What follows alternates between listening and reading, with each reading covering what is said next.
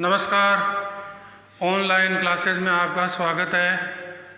कक्षा 7 विषय हिंदी, पाठ नंबर 5 मिठाई वाला, जो कि एक कहानी है भगवती प्रसाद वाजपेयी द्वारा लिखी गई है। आज हम इस पाठ के जो प्रश्नोत्तर है उन पर चर्चा करते हैं। पहला प्रश्न है, मिठाई वाला अलग अलग चीज़ें क्यों बेचता था? क्या कारण था उसकी अलग अलग चीज़ें बेचने का, और वह महीनों बाद क्यों आता था?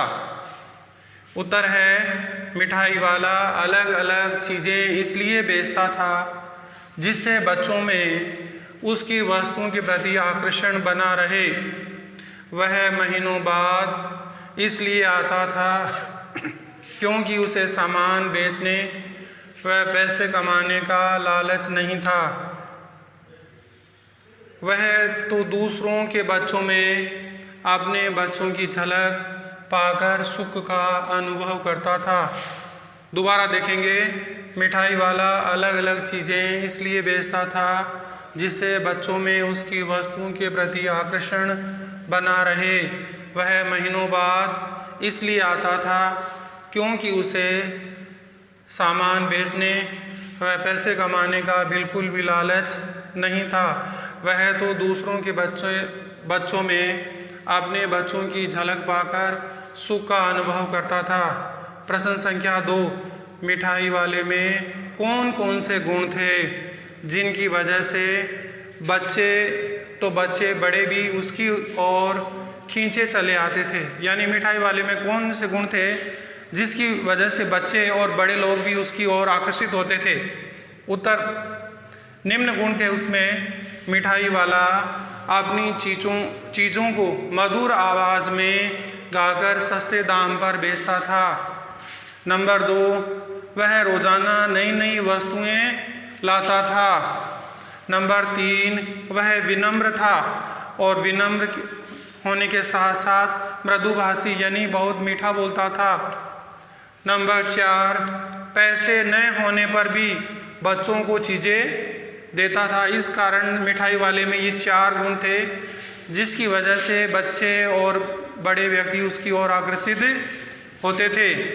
अब प्रश्न संख्या 4, खिलौने वाले के आने पर बच्चों की क्या प्रतिक्रिया होती थी? उत्तर है, खिलौने वाले के आने पर बच्चे खिलौने को देखकर पुलकित हो उठते थे। यानी बच्चे खिलौनों को देखकर बहुत प्रसन्न हो जाते थे। बच्चों का झुंड खिलौने वालों को चारों तरफ से घेर लेता। उस खिलौने वाले को घेर लेते बच्चे। वे पैसे लेकर खिलौने का मोल भाव करने लगते। खिलौने पाकर बच्चे खुशी से उछलने कूदने लगते।